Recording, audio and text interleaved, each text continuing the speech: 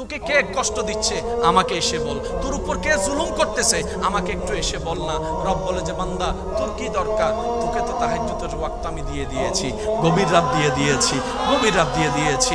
দিনের বেলায় নামাজটা পড়ে গভীর রাতে এসে আমি রবের সাথে প্রেমের কথা একটু বল না, একটু প্রেমের কথা বল না। আমি গভীর রাতে তো আমি আল্লাহ ডাকতে থাকি, কার কি সমস্যা আছে বান্দা আমি রবকে একবার বল, আমি রবকে একবার বল, আমি রবকে একবার ডেকে তো দেখ। বান্দারে কে আছস অসুস্থ আমি রবকে জানা, কে আছস অভাবী আমি রবকে জানা, কার কি সমস্যা আমি রব তোদের কথা শুনবো। রব ডাকতে থাকে, রব ডাকতে থাকে, আপনি আমি ঘুমাইতেই থাকি, ঘুমাইতেই থাকি, ঘুমাইতেই থাকি। রব ডাকতে থাকে অভাবী কে আছো আমার কাছে আসো। আপনি আমি ঘুমের মধ্যে থাকলাম, সকালটা হলো, এবার সেই অভাবটাকে কাঁধের মধ্যে নিয়ে অভাব দূর করার জন্য বিভিন্ন অনৈতিক কাজের মধ্যে লিপ্ত হয়ে গেলাম, আল্লাহ নারাজ হয় এমন কাজে লিপ্ত হয়ে গেলাম। রব বলে যে একটু অপেক্ষা তো করতে আমার জন্য। এই অপেক্ষাটার নামই হচ্ছে সবর, এই অপেক্ষার নামই হচ্ছে ধৈর্য। এই জায়গায় গিয়ে আমরা মার খেয়ে ফেলছি। রব সবাইকে দিয়েছেন, দিচ্ছেন, দিবেন, মাঝে মধ্যে দিতে একটু লেট করে, দেরি করে কেন? আল্লাহ তুমি চাইলে তো দিতে পারো। রব বলে যে আমি দিতে পারি, কিন্তু এখন দিলে তুই রাখতে জানবি না, সেজন্য দিব না। বলেন না সুবহানাল্লাহ। আমার মাইকের আওয়াজ শুনতেছেন এরকম অনেক মা বাবা আছে, আজকেই ছেলে মেয়েকে আইফোন কিনে দিতে পারে এমন টাকা এরকম অনেক মা বাবা, কিন্তু ছেলের বয়স, মেয়ের বয়স এখন ক্লাস 6-এ পড়ে। ছেলে বলতেছে বাবা স্যারের কাছে আইফোন আছে, মা বাবা বলে যে তোমাকে এখন ফোন দেওয়া যাবে, তার মানে মা বাবার কাছে টাকা নাই। দিচ্ছে না কেন? ছেলে এত কান্নাকাটি করে যাওয়ার পরও দিচ্ছে না কেন? মা বাবা বলে যে এটা ওর জন্য এই বয়সে ভালো হবে। ঠিক তেমনি ভাবে রবও আমাদেরকে কিছু কিছু নিয়ামত দিতে একটু দেরি করে, যেন আমরা সেটাকে উপযুক্ত সময় পেতে পারি। ওই উপযুক্ত সময় আসা পর্যন্ত যেই অপেক্ষা করতে হয়, ওই অপেক্ষার নামেই হচ্ছে ধৈর্য ধরা, ওই অপেক্ষার নামেই হচ্ছে সবর করা। ধৈর্য সবর কি এক কথায় বুঝে রাখবেন, আল্লাহর হুকুমের অপেক্ষার দিকে তাকায় থেকে বসে থাকার নামেই হচ্ছে ধৈর্য, এটার নামে সবর। বলেন না সুবহানাল্লাহ। অনেকেই কাবা তাওয়াফ করেও হজের সওয়াব পায়নি, আবার অনেকে মা বাবার চেহারার দিকে মায়া করে তাকিয়ে সে সওয়াব পেয়ে গিয়েছে। কত হাজার মানুষ চেষ্টার পর চেষ্টা করে জান্নাতের দরজা পর্যন্ত দেখবে না, আবার অনেক আল্লাহর সৌভাগ্যবান বান্দা এমন আছেন, হবেন, যাদেরকে আল্লাহ দয়া করে জান্নাত পর্যন্ত পৌঁছায় দিবে। আওয়াজ দিয়ে বলুন সব কিছু কার ইচ্ছা? আমাদের কাজ কি? আমাদের কাজ হচ্ছে নিয়তকে পরিষ্কার রাখা, মনকে বড় রাখা, রবের দরবার থেকে আশা থেকে নিরাশা না হওয়া, দোয়ার পর দোয়া করা, ভিক্ষার পর ভিক্ষা চাওয়া। এখানে অনেক ভাইয়েরা আছেন কিংবা মাইকের আওয়াজ শুনছেন, বিজ্ঞান নিয়ে পড়ার স্বপ্ন থাকলেও তো যখন রসায়ন পদার্থর কাহিনী শুনছে ওই আর সামনে যেতে পারে নাই। আল্লাহর কাছে আমরা প্রথমেই ভিক্ষার হাত ফরিয়াদ করবো, আল্লাহ যেন আমাদের জন্য সহজ করে। কি বলেন আপনারা সবাই? সব কিছু বানালেন কে? সব কিছু সাজালেন কে? সব কিছু ডিজাইন করলেন কে? কোন আল্লাহ? একটু শুনবেন, যেই আল্লাহর সিদ্ধান্তে কোনো ভুল নেই। কোন আল্লাহ? যে আল্লাহর প্ল্যানিং এ কোনো কমতি নাই।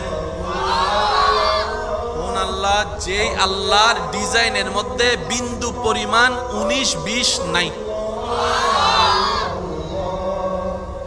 সেজন্য আমরা যখন ঘর বানাই, অনেক সময় দেওয়াল বাঁকা হলো আস্তর দিয়ে ফিনিশিং দিতে হয়। যদি আমি ভুল বলে না থাকি, যদি যদি দেওয়াল কোন রকম 19-20 হয় আমরা আস্তর দিয়ে কি করি, এই ফিনিশিং করতে গিয়েও ফিনিশিং হয় না, এরকম হাজার দেওয়াল।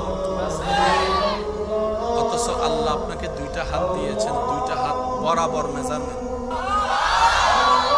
আল্লাহ আপনাকে দুইটা পা দিয়েছেন, পায়ের মেজারমেন্ট বরাবর।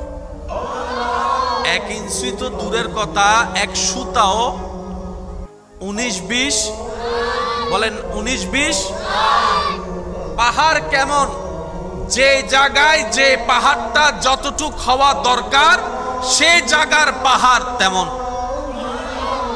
হিমালয়ের পাহাড় আলাদা, বান্দরবনের পাহাড় আলাদা। আমাদের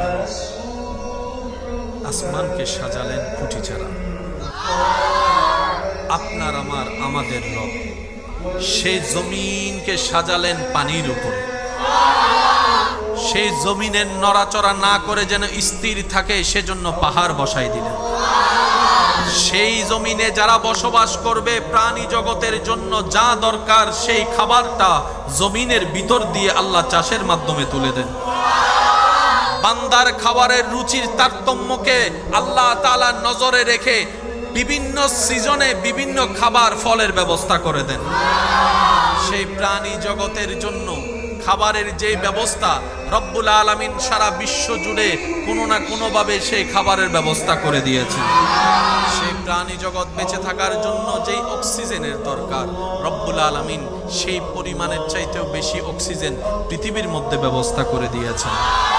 রব্বুল আলামিন ভালোই জানে কখন, কোথায়, কিভাবে দরকার। রব সেইভাবেই সৃষ্টি জগৎকে সাজিয়েছেন, কিয়ামত পর্যন্ত তিনি সেভাবে চালাবেন। সব প্ল্যানিং কার? জোরে বলেন কার? আর আল্লাহর প্ল্যানিং এ বিন্দু পরিমাণ কোনো 19-20। ঘরে গিয়ে আজকে নাকটা একবার দেখবেন, আপনার নাকের যে ডিজাইন। খাবারের জন্য কিছু দরকার, একটু জোরে বলেন, আমি বলবো না, বলেন। খাবারটা চিবানোর জন্য কি দরকার? কখনো খেয়াল করেছেন কিনা আমি জানি না, তবে আজকে একটু চেষ্টা করবেন আল্লাহর রহমতটা একটু দেখার জন্য, বোঝার জন্য। আমি বলবো আপনারা শুধু জিহ্বা দিয়ে নিজের দাঁতগুলোকে দেখবেন। শেষের দাঁত একরকম, সাইডের দাঁত একরকম, সামনের দাঁত একরকম। জিহ্বা দিয়ে একটু ট্রাই করে ফেলেন। শেষের দাঁতগুলা চ্যাপ্টা, শেষের একটু সামনে আসেন, আরেকটু পাশে যান, মুঞ্জা দাঁত আছে। সেই প্যারাগের মতো দাঁতের পাশে দেখেন সোজা দাঁত।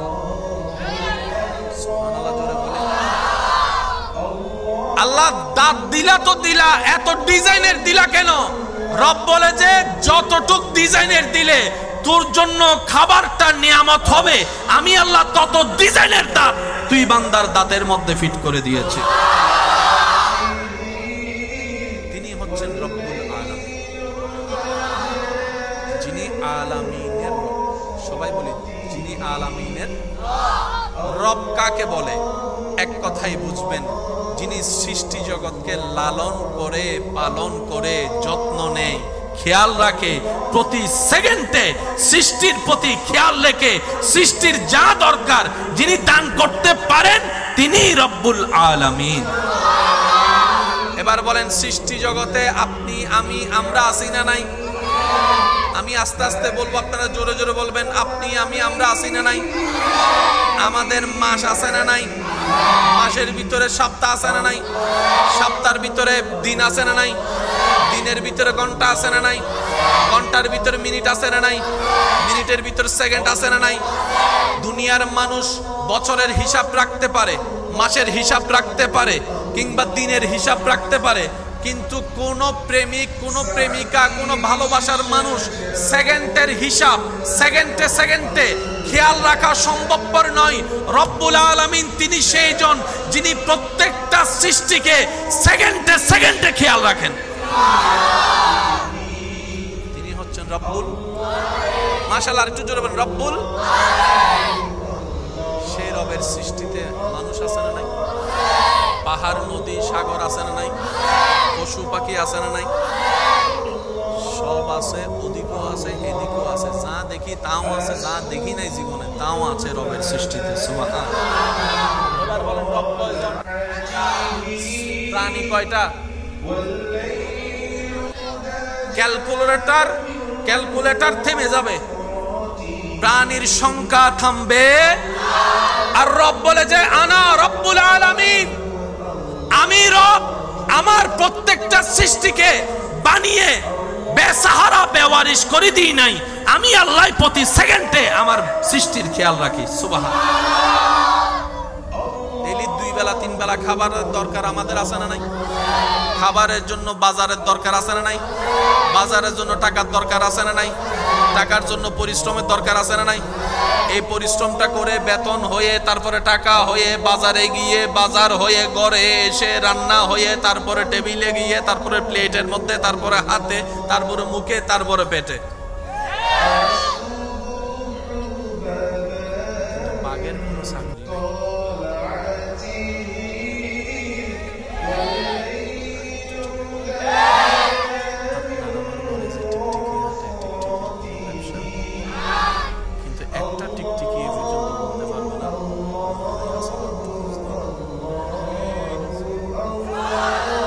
টিকটিকি উপবাস থাকে নাই? বলেন বলেন না, এটা আপনারা বলেন। বাঘ উপবাস থাকে নাই? সিংহ উপবাস থাকে নাই? মহিষ উপবাস থাকে নাই? জেব্রা উপবাস থাকে নাই? কুমির উপবাস থাকে নাই? ক্ষুধার অভাবে কোন প্রাণী মারা গেছে? এবার বাঘ মামারে জিজ্ঞেস করলাম, বাঘে বলে আমার চাকরি নাই। আমি বলতে থাকবো, আপনারা শুধু আওয়াজটা শুনে শুনে সুবহানাল্লাহ বলতে থাকবেন, ইনশাল্লাহ পারবেন তো?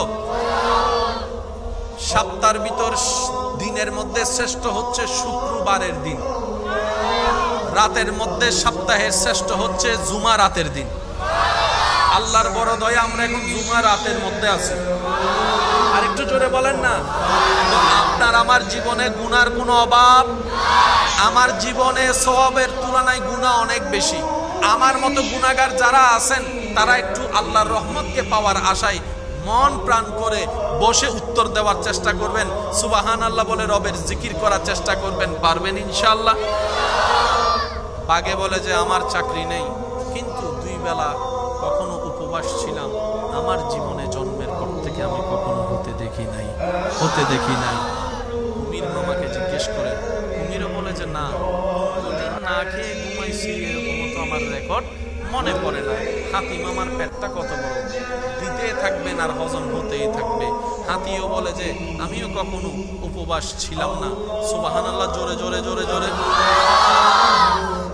পিঁপড়া বলে উপবাস থাকবো কই, বৃষ্টির কাল আসার আগেই তো ঘরের মধ্যে আমার খাবার স্টক হয়ে যায়।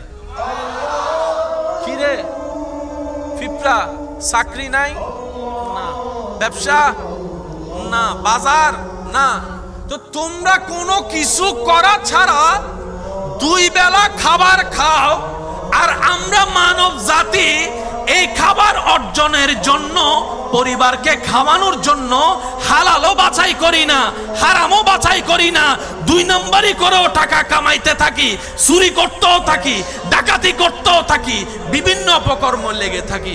তারপর অনেক সময় দেখা যায় দুপুরবেলা ভাত আছে তো রাতের বেলা নাই, রাতের বেলা ভাত আছে তো দুপুর বেলা নাই। অনেক সময় পেট ভরে খাই 3 জনের খাবার একজনে, আবার অনেক সময় দেখা যায় মন ভরে তৃপ্তি করে ভাত খেতে পারি না। ও প্রাণী জগৎ, তোরা না করে সব পাস, আমরা কইরেই কিছু পাই না। ব্যাপারটা কি? খাস তো খাস কিভাবে? তখন সমস্ত সৃষ্টিকলের পক্ষ থেকে উত্তর আসবে, বাঘের পক্ষ থেকে, সিংহের পক্ষ থেকে, হাতির পক্ষ থেকে, কুমিরের পক্ষ থেকে, সমস্ত প্রাণী এমনকি পিঁপড়ার থেকে, জীবাণু থেকে উত্তর আসবে।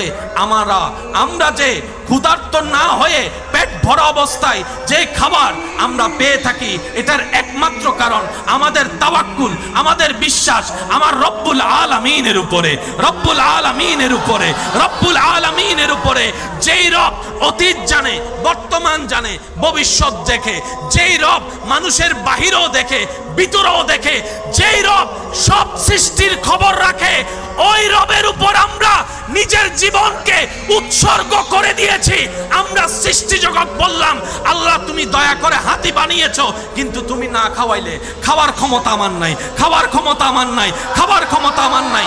সিংহ বলে, বাঘ বলে, আল্লাহ শক্তি তুমি দিয়েছো, কিন্তু তুমি না খাওয়াইলে আমার শিকার করার কোনো শক্তি নাই। সিংহ বলে আমি আমাকে তোমার উপর ছেড়ে দিলাম, হাতি বলে আমি আমাকে রব তোমার উপর ছেড়ে দিলাম। রব বলে যে ওয়ামাইয়াত্তাকিল্লাহ, যে আমার উপর ছেড়ে দেয় নিজেকে, আমি আল্লাহ তাকে কখনো কষ্টও রাখবো না, বিপদও রাখবো না, অপমানের হতও দিব না, ক্ষুধার্তও রাখবো না। বলেন সুবহানাল্লাহ। একটু খেয়াল করবেন, সবাই পায়, আমাদের পাওয়ার জন্য কি করতে হয়? সে যাচ্ছে পকেটের টাকা নিয়ে ফ্যামিলির বাজার করে দেওয়ার জন্য, মানি ব্যাগে টাকা পিছন থেকে যায়। একটু আস্তে করে বলেন। সে যাচ্ছে তার পরিবারের মুখে খাবার তুলে দেওয়ার জন্য, টাকাটা বেতন পাইছে। আমি কি করলাম? তার পরিবারে খাক না খাক আমার কি?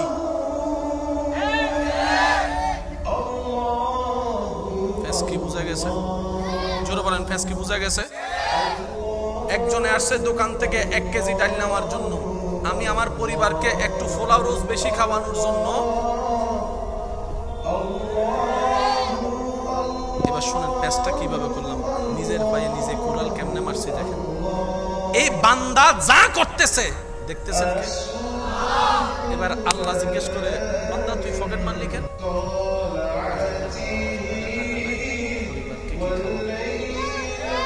রব বলে যে টাকা নাই, ঠিক আছে, আমি তো আছি। সুবহানাল্লাহ জোরে বলি না? বান্দা তোর পকেটে টাকা নাই, কথা সত্য, এবার রব জিজ্ঞেস করতেছে, একটু বুঝেন, বান্দা তোর কি আমার উপর বিশ্বাস নাই?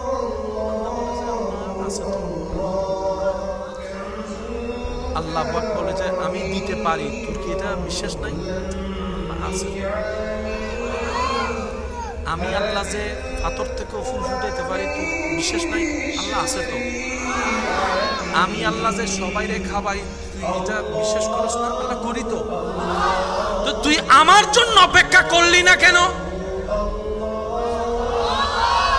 প্যার সে কহো না ইয়ার সুবহানাল্লাহ। ও বান্দা, তুই আমার জন্য অপেক্ষা করলি না কেন? তুই শয়তানের কথা শুনে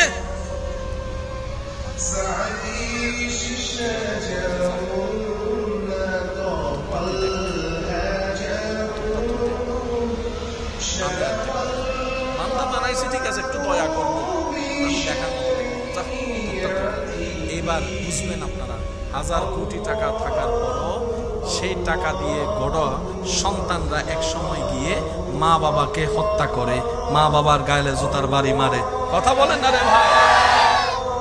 মা বাবা চিন্তা করে কল্যাণ সন্তানের জন্য, উল্টা আমাদের উপর কেন এত অত্যাচার? রব বলে যে যেই সম্পদ আমি রবকে নারাজ করে কামানো হবে, এই সম্পদে কল্যাণ হবে না, হবে না, হবে না। ডান হাত তুলে দেখাই বলো ঠিক কিনা?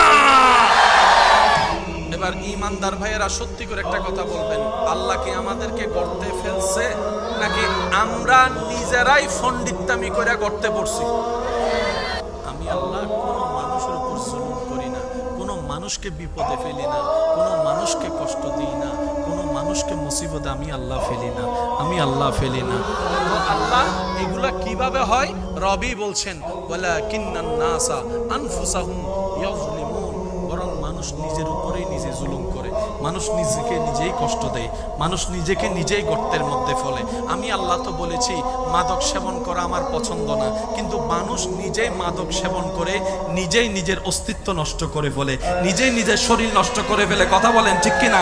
আমি আল্লাহ তো নিষেধ করে দিয়েছিলাম, বান্দা অভাব হোক আর যাই হোক সুদে লাগিস না, সুদে লাগিস না, আমি রবের হুকুমের অপেক্ষা কর, আমি রবের হুকুমের অপেক্ষা কর। আরে আমি আল্লাহ সুলাইমান নবীকে পৃথিবীর বাদশা বানাই দিতে পেরেছি।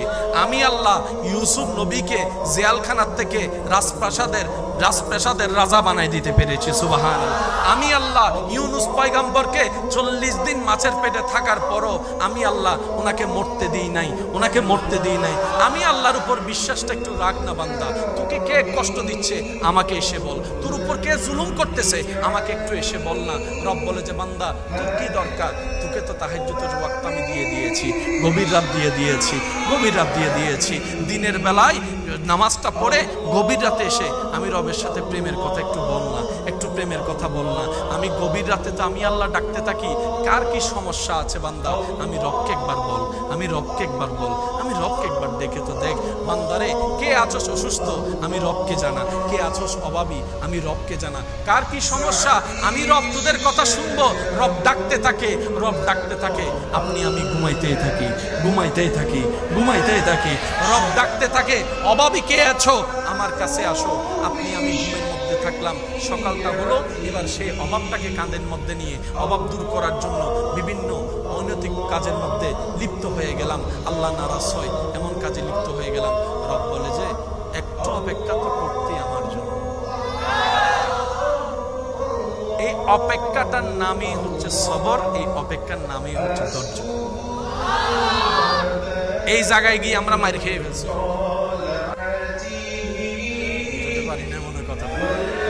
এই জায়গায় গিয়ে আমরা টোটালি মার খেয়ে ফেলছি। রব সবাইকে দিয়েছেন, দিচ্ছেন, দিবেন।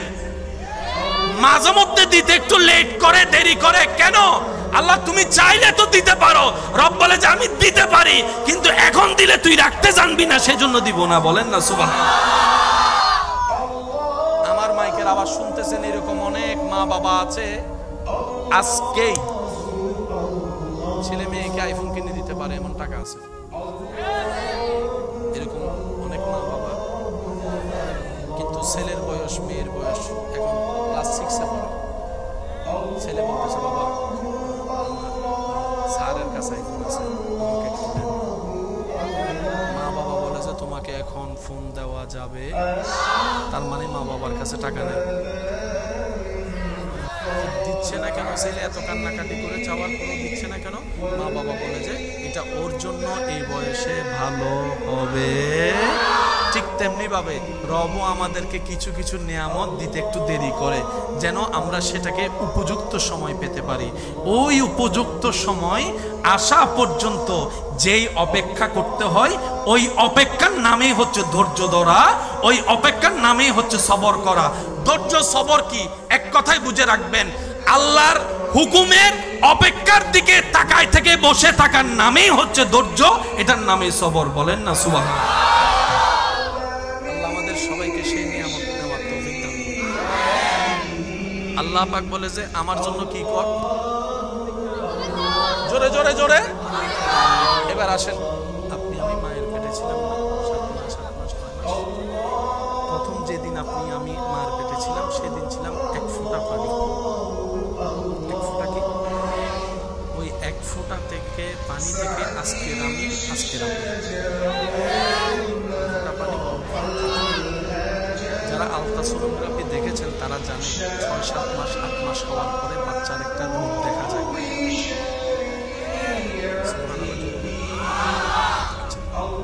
এই বাচ্চার যে খাওয়া, আমার যে খাওয়াটা আল্লাহ আপনাকে আমাকে কিভাবে খাওয়াইয়েছেন? নাভির মাধ্যমে।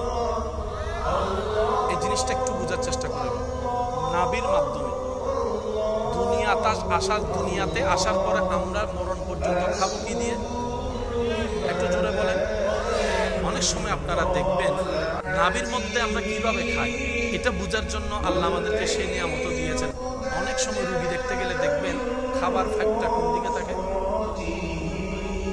আমি বলবো আরেকটু জোরে। ও ডাক্তার, এইটা কি?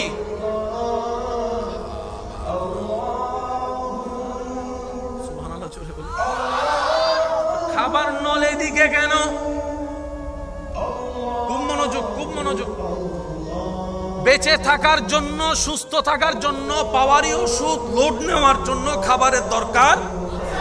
অনেক সময় দেখবেন আমরাও ঘরে অসুস্থ হলে কিছু খাইতে ইচ্ছে না করলে মা বাবা মুরব্বীরা এসে কিংবা প্রিয়জনরা এসে বলে যে একটু বলে খাও, ওষুধ খাইতে বলো তো, একটু বলে খাও। কারণ খালি পেটে যদি পাওয়ারই ওষুধ যায়, খাজনার চাইতে বাজনা বেড়ে যাবে। খাবারটা যদি যাওয়া হয়, সে পাকস্থলিতে যখন ওষুধটা পড়ে তখন কাজটা একটু ভালোভাবে হয়। একটু খেয়াল করবেন, সারা জীবন খেলাম মুখ দিয়ে, অসুস্থ হওয়ার পরে দেখা যায় একটা ফাঁকি দিয়ে এই নাকের ভিতরে, ও ডাক্তার নাক দিয়ে তো নিঃশ্বাসে না নিয়েছি, খাবার কেন নাক দিয়ে? ডাক্তার বলে এটাই তো এটা তো এমন অবস্থা হয়েছে, মুখ দিয়ে খাবার গিলার ক্ষমতা ওনার কাছে নেই। আল্লাহ পাক ওনার জন্য দয়া করে অপশনাল একটা ব্যবস্থা নাকের মধ্যে করে দিয়েছেন। সেটা কি? নাকের মধ্যে গিয়ে যে নালীটা মুখের নালী এক জায়গায় করে দিয়েছেন, এক জায়গায় করে দিয়েছেন। সেজন্য খেয়াল করে দেখবেন, আপনি পানি খাওয়ার সময় নিঃশ্বাস নিতেও পারবেন না, ফেলতেও পারবেন না। খাবার ডুব গিলার সময় হাজারবার চেষ্টা করলেও নিঃশ্বাস নিতেও পারবেন না, ফেলতেও পারবেন না। সেজন্য অনেক সময় দেখবেন, এটা পরীক্ষা করলে দেখা যাবে, দৌড়ায় আসার পরে যখন বেশি পানি তৃষ্ণা লাগে, নিঃশ্বাসও যখন বেড়ে যায়, পানি যখন ঘটঘট করে খেতে থাকেন, আপনি দেখবেন পানিটা খাওয়ার পরে, অনেক খাওয়ার পরে আপনার নিঃশ্বাস নেওয়ার জন্য আপনি আবার সেই বোতলটাকে সরাই ফেলছেন, গ্লাসটাকে সরাই ফেলছেন। আল্লাহ এমন ভাবে আপনার নাকে মুখে ডিজাইন করেছেন, বান্দারে মুখ যদি কখনো খাবার উপযুক্ত না হয়, তুই নাক দিয়ে যেন খেতে পারিস, আমি আল্লাহ সেই ব্যবস্থাও করে রেখেছি। তিনি হচ্ছেন আমাদের রব্বুল, মাশাআল্লাহ, একটু জোরে বলেন, তিনি আমাদের রব্বুল আলামিন। এবার আমি আপনাদেরকে যেদিকে নিতে চাচ্ছি একটু খেয়াল করবেন, বড় চমৎকার আল্লাহ তাআলা সব ব্যবস্থা করে দিয়েছে। এই যে কষ্ট হচ্ছে আর আমার যতটুকু জানা, এই মাহফিলটা অত্র এলাকার একটা অন্যতম স্বনামধন্য আল্লাহর রহমতে, আপনাদের সকলের ভালোবাসায়, আপনাদেরই ভাই, আপনাদেরই ছেলে, কমিটির যারা আছে সদস্য, তাদের প্রচেষ্টায়। কথা বলেন ঠিক কিনা? বছরে কয়বার হয়? আগামী বছরও হবে যদি রব চায়, কিন্তু থাকবো কি থাকবো না বলেন না? চলুন আজকের এই উপস্থিতি, যেহেতু রব দয়া করে আমাদের উপযুক্তদের সুযোগ দান করেছেনই, আগামী 1 বছর যেন স্মৃতি হয়ে থাকে, এই চেষ্টাটা আমরা করব। কি বলেন আপনারা?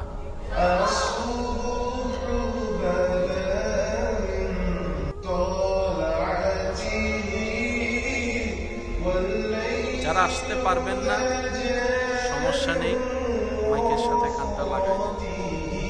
কখন আল্লাহ কার উপস্থিতি কিভাবে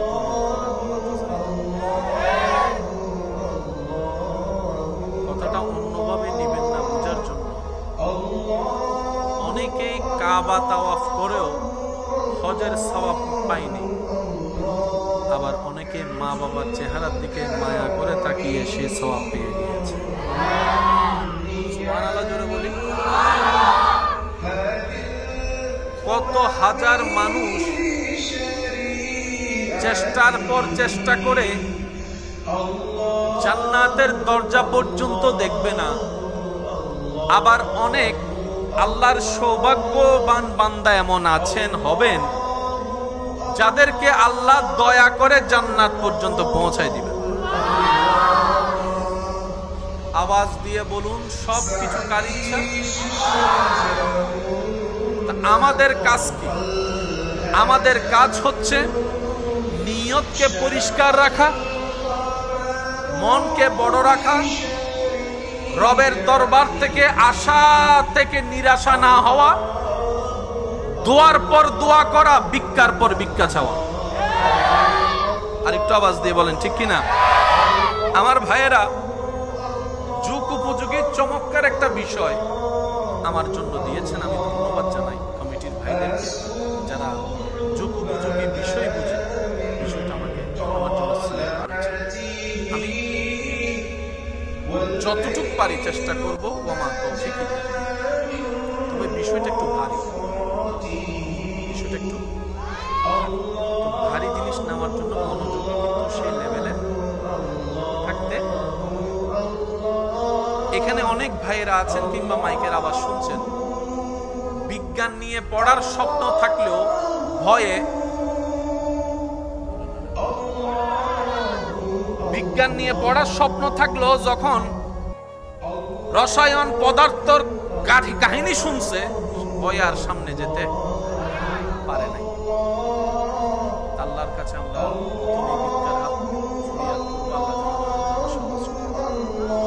কি বলেন আপনারা সবাই?